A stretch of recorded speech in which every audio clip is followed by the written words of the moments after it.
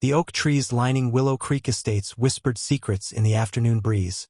Secrets mostly involving Mrs. Henderson's prize-winning roses and the ongoing battle against rogue sprinklers. I, on the other hand, had secrets of a different kind. My name is Alex, and I prefer a quiet life. I enjoy tending to my small garden, brewing a decent cup of coffee, and generally avoiding conflict, which, as you might imagine, makes living in Willow Creek Estates something of a challenge. You see, Willow Creek Estates had an HOA, and not just any HOA, but one presided over by the infamous Karen Patricia Miller, to be precise.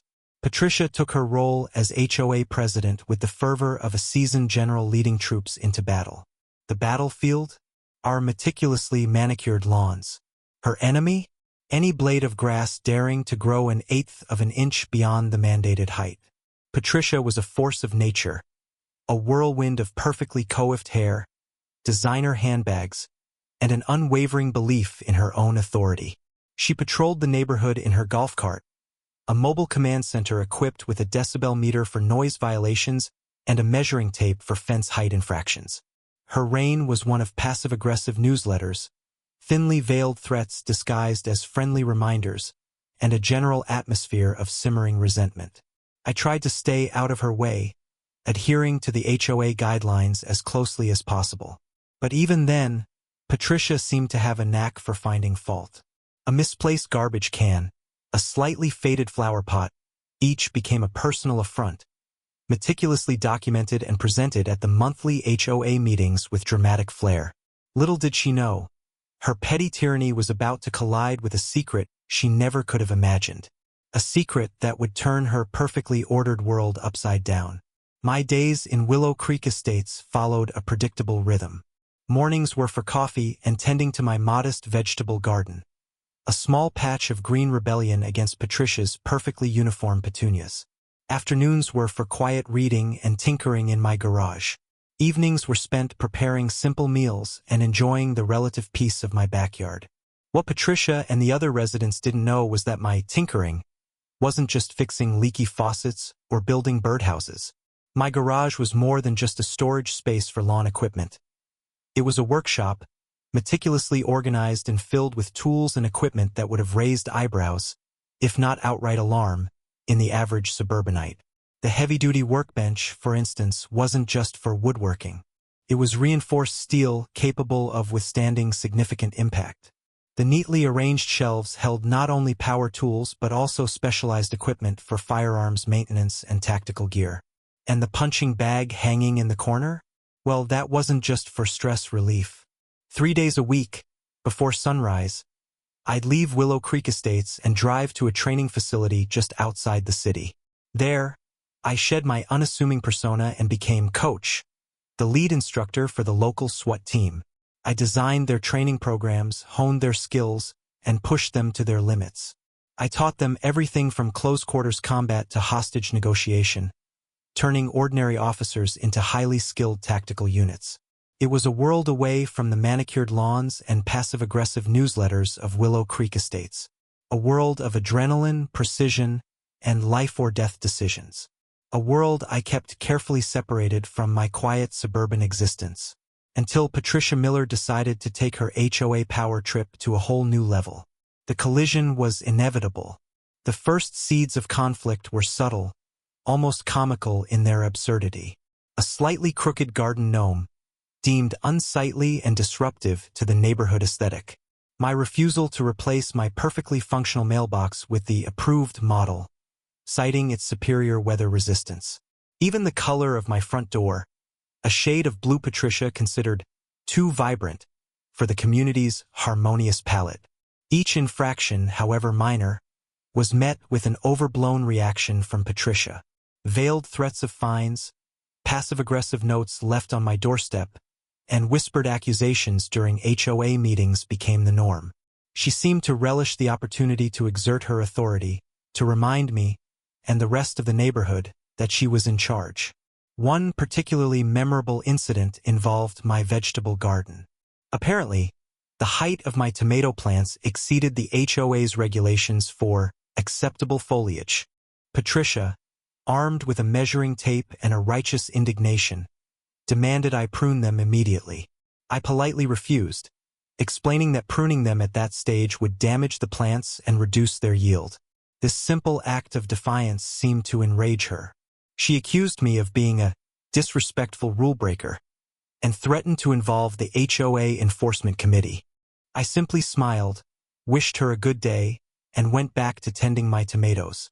The incident, however, marked a turning point. It was clear that Patricia saw me as a threat to her authority, a rebel who needed to be brought to heel. And she was just getting started. Her next move would escalate the conflict from petty annoyances to outright invasion. The official announcement came via a brightly colored, laminated flyer slipped under every door in Willow Creek Estates. Headlined in bold, all-caps letters, Neighborhood Security Patrol, protecting our community. Underneath, in slightly smaller font, was a message from Patricia Miller herself. Due to recent incidents, the flyer read, carefully avoiding any specific details, the HOA has authorized the formation of a neighborhood security patrol. This patrol will consist of dedicated residents volunteering their time to ensure the safety and security of our community. The flyer went on to list the patrol's duties, which included observing and reporting suspicious activity, enforcing HOA regulations, and providing a visible deterrent to crime. The reality, of course, was far less noble. The security patrol was nothing more than Patricia's personal army, a group of her most loyal followers eager to enforce her vision of suburban perfection.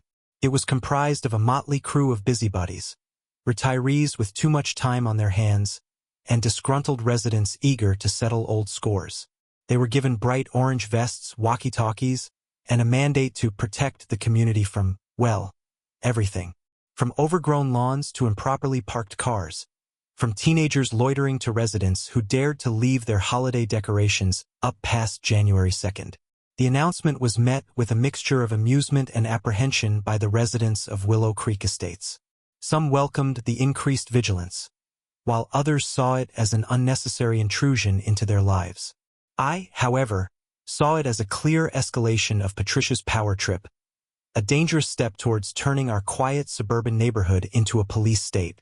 And I knew, with a growing sense of unease, that I would be one of their primary targets. The Neighborhood Security Patrol hit the ground running, or rather, slowly cruising in golf carts and meticulously documenting every perceived violation.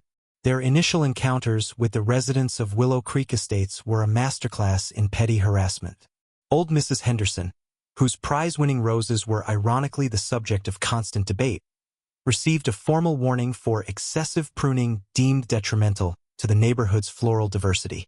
The Johnsons, whose teenage son dared to practice skateboarding in their driveway, were cited for noise pollution and potential property damage. Even Mr. Peterson, a retired veteran known for his immaculate lawn, was reprimanded for having a single dandelion sprout in his otherwise perfect turf.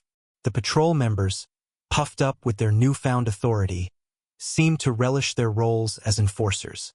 They strutted around the neighborhood, walkie-talkies crackling with self-importance, their orange vests gleaming in the sunlight like badges of honor. They peered into windows, scrutinized lawns, and generally made life miserable for anyone who dared to deviate from Patricia's rigid standards. The HOA meetings, already tense affairs, became even more contentious. Residents complained about the patrol's intrusive tactics and their overzealous enforcement of minor rules. Patricia, of course, defended the patrol's actions, claiming they were simply upholding community standards and ensuring the safety and well-being of all residents. I watched these events unfold with a mixture of amusement and growing concern. While the patrol's initial actions were mostly comical, I knew it was only a matter of time before they crossed the line, and I had a feeling that I would be their first real test. The stage was set for a confrontation, a clash between Patricia's petty tyranny and my carefully guarded secret. It didn't take long for the Neighborhood Security Patrol to turn their attention to me.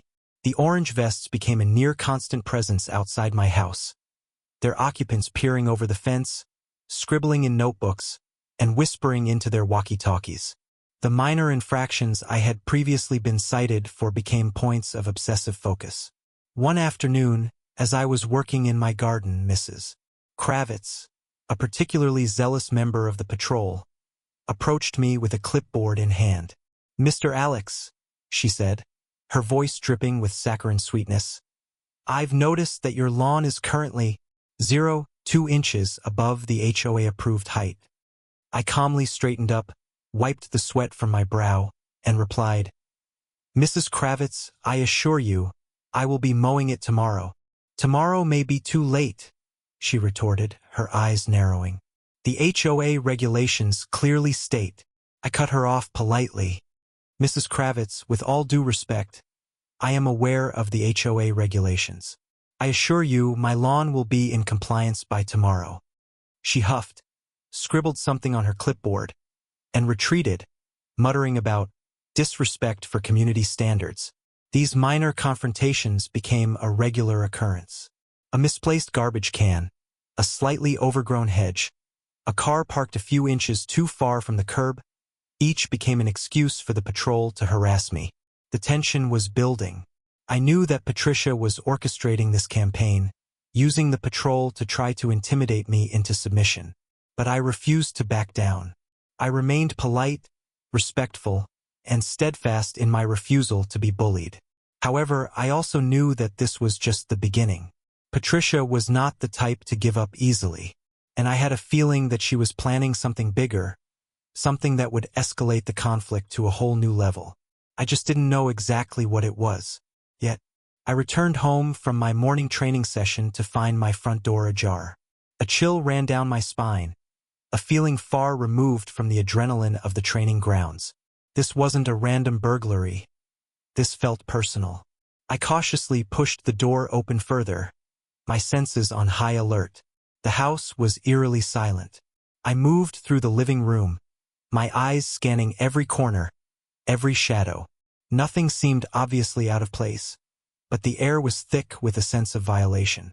Then I heard voices, muffled but distinct, coming from the backyard. I moved towards the sliding glass door, my hand instinctively reaching for the small of my back, where I usually carried, well, something that wouldn't be appropriate for HOA meetings. Today, thankfully, that habit paid off. Peeking through the curtains, I saw them. Patricia Miller, resplendent in her HOA president attire, and two members of the neighborhood security patrol, Mrs. Kravitz and Mr. Henderson, whose roses were apparently not keeping him busy enough. They were in my backyard, huddled around my vegetable garden, taking pictures with their phones. "Look at these tomato plants," Patricia was saying, her voice dripping with disdain. "Completely out of control. A clear violation of Section 3, subsection B, paragraph 7 of the HOA guidelines." "And the weeds," Mrs. Kravitz exclaimed, pointing to a few stray dandelions. "Absolutely unacceptable." Mr. Henderson, ever the pragmatist, added, "We need to document all of this. This is blatant disregard for community standards." I took a deep breath, trying to control my anger. They had broken into my house, trespassed on my property, and were now criticizing my tomato plants. This was beyond petty harassment. This was outright criminal. It was time to introduce them to a different kind of training exercise, one they definitely weren't prepared for. I took a moment to compose myself, channeling the same calm focus I used when disarming a bomb or breaching a fortified building. Then, I slid open the glass door and stepped out into the backyard. "Good morning, Patricia," I said, my voice even and controlled. "Enjoying the garden?" Patricia and her cronies jumped, startled by my sudden appearance. Patricia's face flushed crimson. "Alex, what are you doing here?" "We're conducting an official HOA inspection." "An official inspection that requires breaking into my house?" I raised an eyebrow, my tone still measured but with an edge that wasn't there before. Mrs. Kravitz stammered, We thought you weren't home, and we needed to document the violations." "Without my permission?" I took a step closer, my presence suddenly more imposing than my unassuming demeanor usually suggested. "That's called trespassing, Patricia, and breaking and entering. Both are felonies." Patricia tried to regain her composure. "Don't be ridiculous, Alex. We're just trying to uphold community standards." "By breaking the law?" I shook my head, a hint of amusement creeping into my voice. You know, Patricia, I've dealt with hostage situations that were less convoluted than this. I reached into my back pocket and pulled out my phone. I think it's time we involved the authorities. They might be interested to hear about your official inspection. Patricia's eyes widened with panic. Don't you dare call the police. We can work this out. I think the time for working things out has passed, I said, already dialing 911. Now, I suggest you and your friends wait here for the police to arrive, and try not to touch anything. The look on Patricia's face was priceless. The queen of Willow Creek Estates, reduced to a quivering mess, finally realizing the gravity of her actions. But the real surprise was yet to come. Within minutes, the sirens wailed in the distance, growing louder as the police cars approached Willow Creek Estates. The first car pulled up to the curb, and 2 officers stepped out, their expressions serious. Patricia, Mrs. Kravitz, and Mr. Henderson looked like deer caught in headlights. One of the officers, a young woman with a no-nonsense demeanor, approached me. "Mr. Alex?" she asked, and I nodded. "Dispatch informed us of a possible breaking and entering. Can you explain what happened?" Before I could answer, Patricia interjected, "Officer, there's been a misunderstanding. We're just members of the HOA, conducting an official inspection." The officer turned to Patricia, her expression skeptical. "Ma'am, I'm going to need you to step aside and let Mr. Alex explain what's going on." As I began to recount the events of the morning, a second police car arrived, and a figure emerged that made Patricia's jaw drop. It was Captain Reynolds, the head of the local SWAT team, and a man I knew quite well. He walked over to me, a smile playing on his lips. "Alex, what's all this commotion? I heard there was some kind of disturbance." He paused, looking at Patricia and her patrol with a mixture of amusement and disdain. "Looks like you're having some trouble with the locals." I nodded, returning his smile. "Just a minor HOA dispute, Captain. Nothing I can't handle." Captain Reynolds chuckled. "I'm sure, but I wanted to make sure everything was all right, especially since you're so vital to our training program." He turned to the other officers. "You all know Coach Alex, right? He's the one who whips you into shape." The jaws of the officers dropped. They looked at me with a newfound respect, their eyes widening in realization. And then they turned their gaze back to Patricia, who was now speechless, her face a mask of stunned disbelief. The truth was out. The quiet, unassuming resident of Willow Creek Estates was the man who trained the local SWAT team. The game had officially changed. The color drained from Patricia's face as the reality of her situation crashed down upon her. The petty power she wielded as HOA president suddenly seemed insignificant in the face of actual authority. She stammered, trying to explain herself, but the words caught in her throat. "Captain Reynolds," she began, her voice trembling. "There's been a misunderstanding. We didn't realize, we just thought." Captain Reynolds cut her off with a wave of his hand. "I think it's best if you let the officers handle this, ma'am. They'll sort everything out." He turned to the young officer who had first approached me. "Officer Miller, why don't you take statements from everyone involved?" As Officer Miller began taking statements, Patricia's panic intensified. She realized that she had not only broken the law but had also underestimated the person she had been targeting. The consequences of her actions were suddenly very real and very frightening. She glanced at me, her eyes pleading. "Alex," she whispered, "please, can't we just forget this ever happened? I promise, no more HOA inspections, no more fines. We can just pretend this didn't happen." I looked at her, my expression unreadable. "Patricia," I said, my voice low, "this isn't about HOA inspections or fines anymore. This is about breaking and entering. This is about violating someone's privacy and sense of security. This is about the abuse of power." I paused, letting my words sink in. "And those are things that can't be simply forgotten."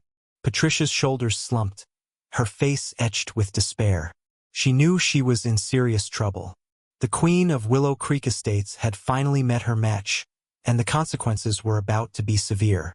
The carefully constructed facade of her perfect suburban world was crumbling around her, and there was nothing she could do to stop it. With Captain Reynolds' encouragement, the investigation began in earnest. Officer Miller, along with the other officers who had arrived on the scene, started collecting evidence, taking photographs, and interviewing witnesses. The atmosphere in Willow Creek Estates had shifted from one of quiet suburban tranquility to one of controlled chaos. The officers carefully documented the point of entry, noting the forced lock on my front door. They took statements from Mrs. Kravitz and Mr. Henderson, who, under pressure, began to crack, their stories contradicting each other and further implicating Patricia. They even interviewed some of the neighbors, who, emboldened by Patricia's downfall, were eager to share their own stories of HOA overreach and petty harassment. Patricia, meanwhile, stood silently to the side, her face a mask of despair. She watched as her carefully constructed world crumbled around her, the weight of her actions finally bearing down on her. The officer read her rights, and the words seemed to hang in the air, a stark reminder of the severity of her situation. As the investigation progressed, it became clear that Patricia had not only broken into my house, but had also been engaging in a pattern of abuse of power within the HOA. The officers discovered evidence of falsified documents, illegal fines, and intimidation tactics. What started as a simple breaking and entering case was quickly evolving into something much larger. Captain Reynolds, after consulting with the other officers, approached me. "Alex," he said, his voice serious, "we're going to need to take Patricia and her accomplices down to the station for further questioning. This is more serious than we initially thought."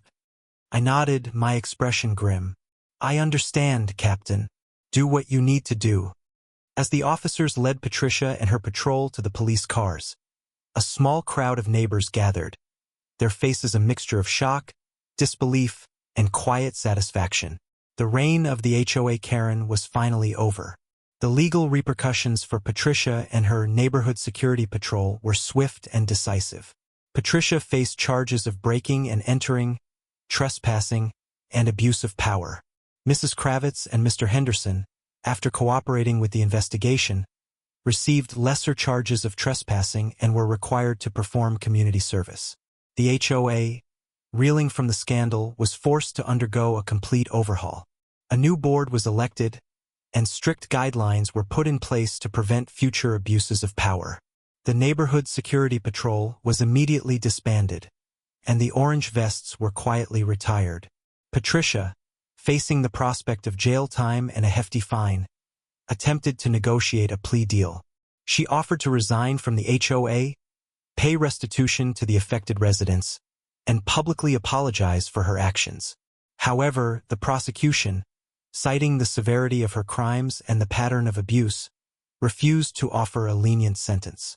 In the end, Patricia was convicted on multiple charges and sentenced to probation, community service, and a significant fine.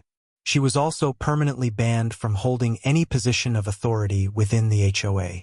Her carefully constructed reputation was shattered, and her life in Willow Creek Estates would never be the same. The fallout extended beyond Patricia and her immediate accomplices. The HOA's insurance company faced a barrage of lawsuits from residents who had been unfairly fined or harassed by the patrol. The HOA's reputation was tarnished, and property values in Willow Creek Estates took a temporary hit. The entire community was forced to grapple with the consequences of Patricia's actions and the toxic environment she had created. The aftermath served as a stark reminder that even in the quietest of suburban neighborhoods, the abuse of power can have devastating consequences. The community's reaction to Patricia's downfall was a complex mix of relief, vindication, and a newfound sense of unity. Many neighbors, who had long suffered under Patricia's petty tyranny, expressed their gratitude to me for standing up to her and exposing her abuse of power. Cards and flowers appeared on my doorstep, along with heartfelt notes of appreciation. Neighbors who had previously kept their distance now greeted me with warm smiles and friendly conversation. I even received a gift basket filled with locally sourced tomatoes, a playful nod to the incident that had sparked the entire conflict. The revelation of my work with the SWAT team only added to the neighbors' admiration. They saw me not just as a victim of HOA overreach, but as a quiet hero who had been secretly protecting their community all along. My previously unassuming persona was replaced with an aura of respect and quiet competence. Patricia, on the other hand, became a pariah.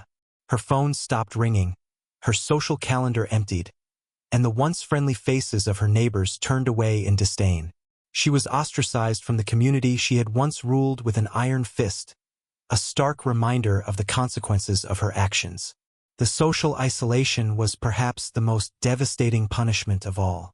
Patricia had built her life around her position within the HOA, her social standing, and her reputation as a pillar of the community. Now all of that was gone, replaced by shame, regret, and a profound sense of loneliness.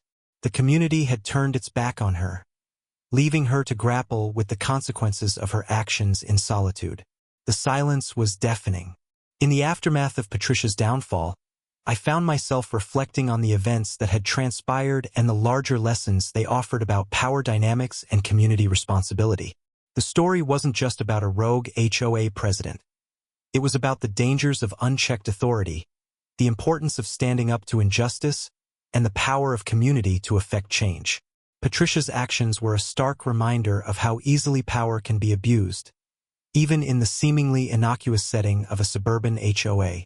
Her belief in her own righteousness, coupled with her willingness to bend the rules to achieve her goals, had created a toxic environment that stifled creativity, fostered resentment, and ultimately led to her downfall. The story also highlighted the importance of individual courage. It took a willingness to challenge the status quo, to stand up to Patricia's intimidation tactics, and to expose her wrongdoing. It wasn't easy, and it came with personal risks, but it was ultimately necessary to restore justice to Willow Creek Estates. Perhaps the most important lesson was the power of community. The neighbors, who had previously felt isolated and powerless, found strength in unity. They supported each other, shared their stories, and worked together to create a better community. Their collective action was instrumental in holding Patricia accountable and ushering in a new era of transparency and fairness. The events in Willow Creek Estates served as a microcosm of larger societal issues. They demonstrated the importance of vigilance, the need for accountability, and the power of ordinary people to make a difference. It was a reminder that even in the most seemingly ordinary of settings, the fight for justice is always worth fighting. Life in Willow Creek Estates eventually returned to a semblance of normalcy, albeit a new normal. The HOA operated with greater transparency and fairness. The orange vests were a distant memory, and the community enjoyed a newfound sense of peace and unity. As for me, I gradually faded back into my quiet routine. I continued to tend my garden, brew my coffee, and train the local SWAT team, maintaining the delicate balance between my two worlds. The neighbors, while always respectful and appreciative, eventually stopped treating me like a celebrity. Occasionally, I would catch a glimpse of Patricia, usually from a distance. She seemed to have aged considerably, her face etched with regret and loneliness. I never spoke to her, but I often wondered if she had learned her lesson. The experience had changed me, too. I was no longer content to simply avoid conflict. I had learned the importance of standing up for what was right, even when it was difficult. I had also discovered the power of my own voice and the ability to effect change. While I never sought the spotlight, I couldn't deny that I had become something of a local hero. Children would wave to me as I drove by, teenagers would offer to help with my yard work, and the older residents would share stories of their own battles with the HOA. I had become a symbol of resistance, a reminder that even the quietest of individuals can make a difference. But most importantly, I had found a deeper connection to my community. I was no longer just a resident of Willow Creek Estates. I was a part of it, and that, more than anything, was the greatest reward of all. The tomatoes tasted sweeter, the coffee smelled richer, and the oak trees whispered secrets of a different kind, secrets of resilience, unity, and the enduring power of the human spirit. And perhaps, just perhaps, a little bit about a quiet guy who trained the local SWAT team.